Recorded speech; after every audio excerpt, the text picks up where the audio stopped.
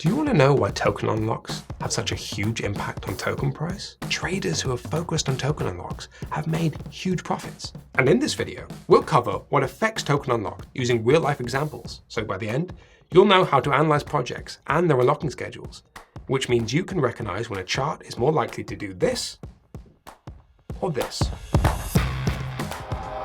So why are tokens locked in the first place? Well, when a token is publicly launched, project teams are allocated a significant amount of tokens, and VCs and angel investors have already invested at a lower price. So to align incentives with the community, their tokens are locked to stop them from dumping their bags immediately. And eventually, all locked tokens will become unlocked. If the demand for the unlocked tokens is more than the amount of tokens unlocked, the price of the token will go up.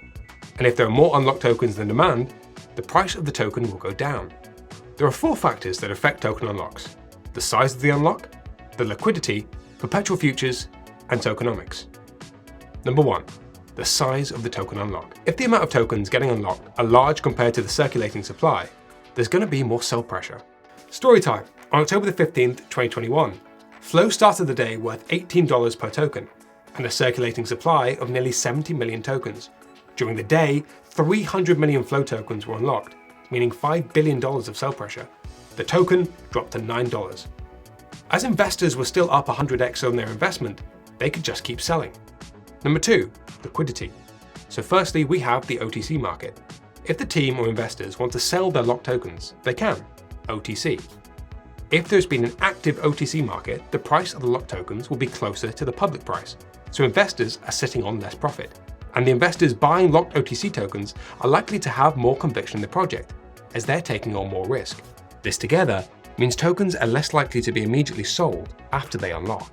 Or another thing projects can do is generate market liquidity. They do this by creating positive narratives just before an unlock to provide temporary demand to offset the impact of selling.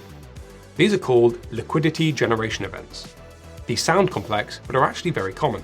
It could be a chance to swap your tokens for an NFT in the future, or to stake your tokens to earn a yield, or even the creation of an ecosystem fund. This means, before the unlock, the token is likely to pump.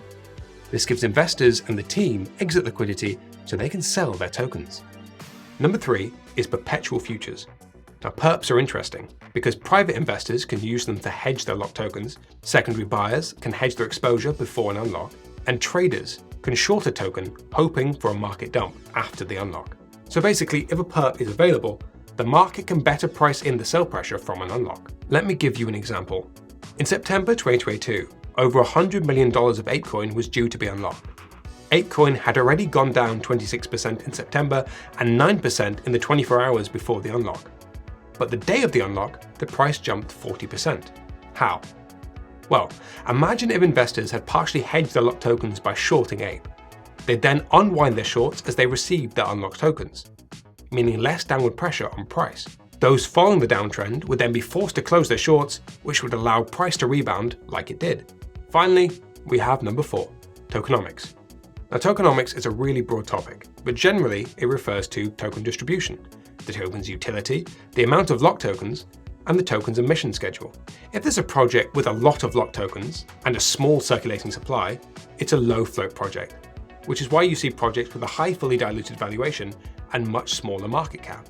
But if there's a project with not many locked tokens and a high circulating supply, it's known as a high float project, where its fully diluted valuation and market cap are similar.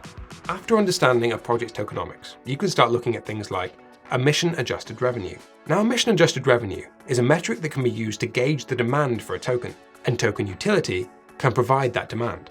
Looking at GMX, which is a decentralized perp exchange, it has a 2-to-1 revenue to emissions ratio, and this suggests an active, sticky user base.